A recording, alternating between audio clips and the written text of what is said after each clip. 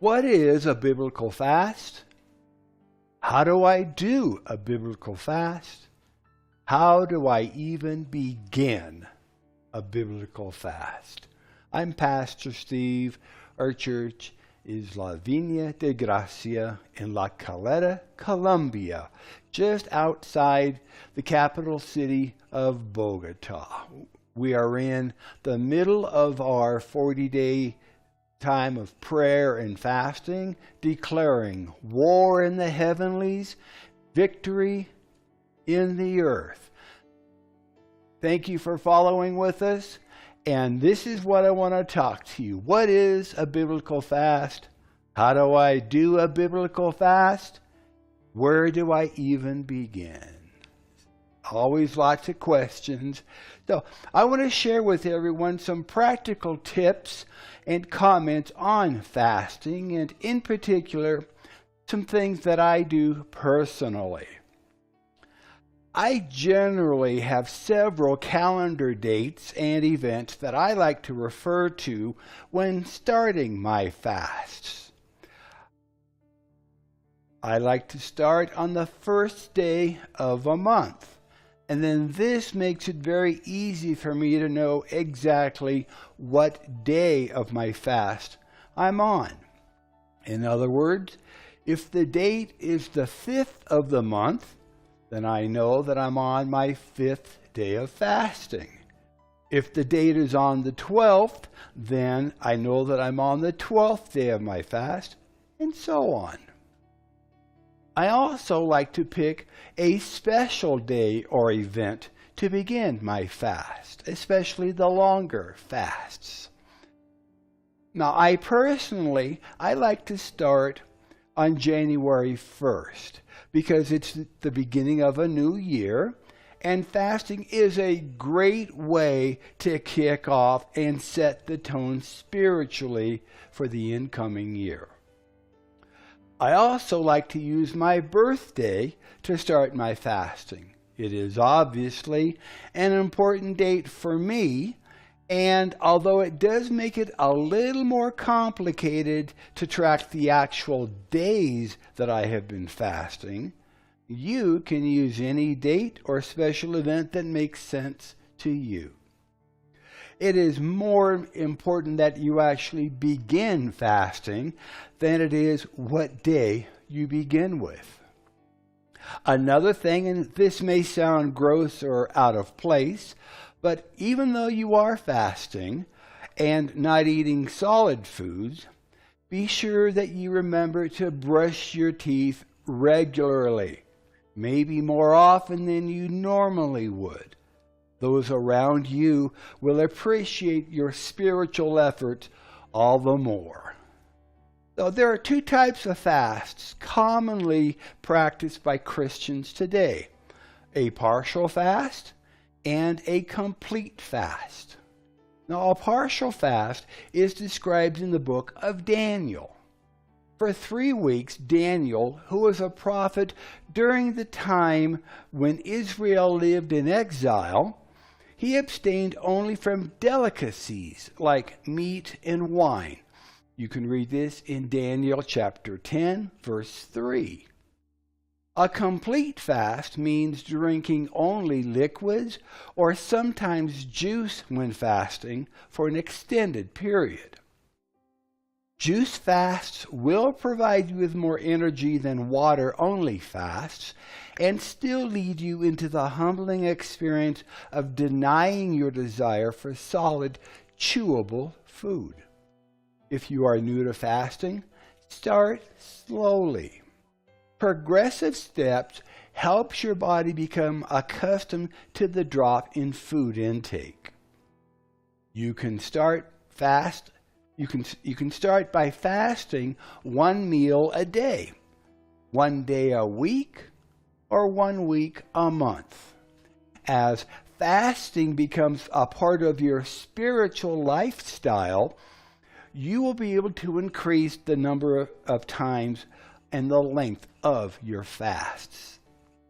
Fasting is a marathon, it is not a sprint. So in preparing for the fast, The normal fast involves abstaining from all forms of food, but not from water, and commonly lasts 24 hours, usually from sunrise to sunrise. If you are fasting for the first time, you might begin by missing a meal or two. Over time, you can build up to a full day or more. Begin by refraining from solid food, but drink liquids. Water is the best, since soft drinks are not good for the digestive system, and coffee and tea stimulate the nervous system. Before beginning a fast, it is best to eat lightly and cut back on caffeinated drinks. During the first few days of a multi-day fast, it is common to experience headaches as the body withdraws from caffeine. Now, in my experience of both short and long fasts, the first couple of days are generally the hardest because of habit eating. After the third day, I have found that fasting is fairly easy to continue. Now, although I will declare a specific time of fasting, if I find myself feeling very hungry, I will pray and ask the Lord if this should be the stopping point in the fast or if I should continue. Generally, for the more experienced fasters, once hunger returns, it is time to end the fast. One example of this is found in Matthew chapter 4, verse 2. Matthew 4, verse 2. And when he, Jesus, had fasted 40 days and 40 nights, he was afterwards hungry. So if you are planning for an extended fast, say more than 14 days, you should prepare mentally and physically by cutting down on food intake 1 week before the actual fast, taking on a vegetarian type diet to control cravings for food. Reduce your intake of beverages like coffee, tea, and soft drinks as well. Drink plenty of water. And this is always a good idea, whether you're fasting or not. And stop watching television. You will soon discover how much advertising goes on about food. In the morning, you're going to see advertising for lunch. At lunchtime, you're going to see advertising for dinner.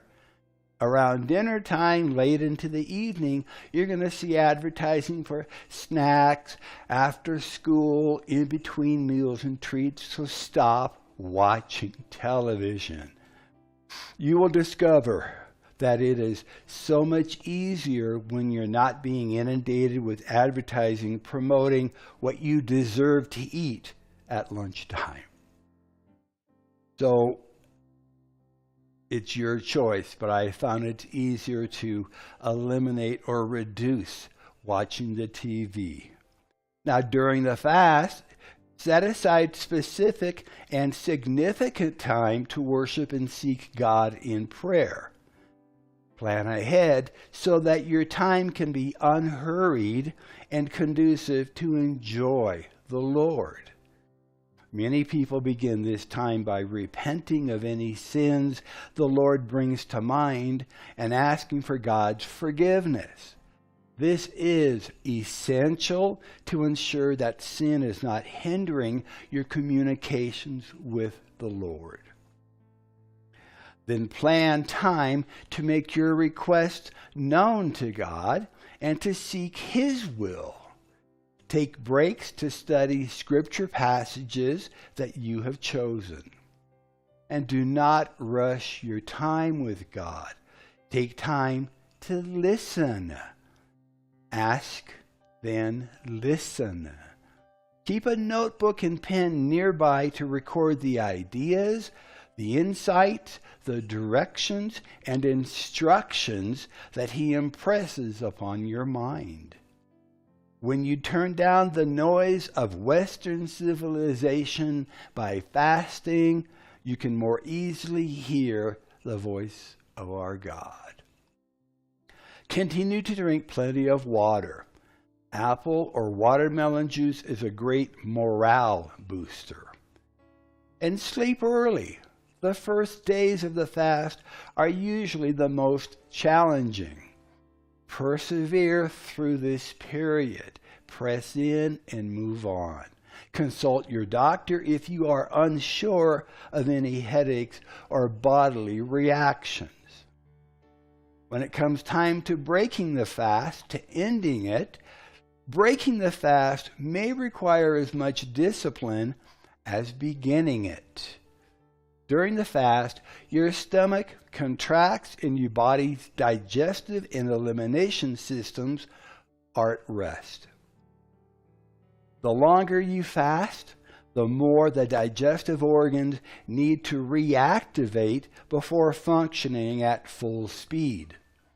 If you plan to fast only 1 or 2 days at a time, it is best to end the fast with a small glass of fruit juice as your first meal. Gradually introduce small amounts of easily digestible foods such as yogurt, soup, fresh fruit, and cooked vegetables. If your fast continues longer than just a few days, you should continue with juices for a day or more before gradually introducing more substantial foods like yogurt, soup, and fruit. And if you can, homemade soup is better than the store-bought canned soup. There's a lot of sodium in what you buy in the stores. That's just a personal preference of mine. Now be sure that you introduce new food in small quantities and that you chew it very well. You should stop eating at the slightest sensation of fullness. If fasting only a few days at a time, ending the fast should be easier. If you have built up to and desire to fast longer, you should consult your physician and review a health book on fasting. Now, according to the Food and Nutrition Encyclopedia, for healthy individuals, and this is a quote, for healthy individuals, no harm results from short-term fasting. End of the quote. The average person can go without food between 21 and 40 or more days before the body begins to eliminate vital tissue, called starvation. I'm going to read that. I'm going to say that again. The average healthy person can go without food between 21 and 40 or more days before the body begins to eliminate vital tissue. If you have underlying health issues such as pregnancy, anemia, behavioral disorders, or other chronic health problems, you should never fast without consulting a physician first. So, what if you fail at fasting? What if you get partway through and grab a meal? Well, fasting is a marathon, not a sprint. It takes time to build up your spiritual fasting muscles. If you fail to make it through your first fast, don't be discouraged.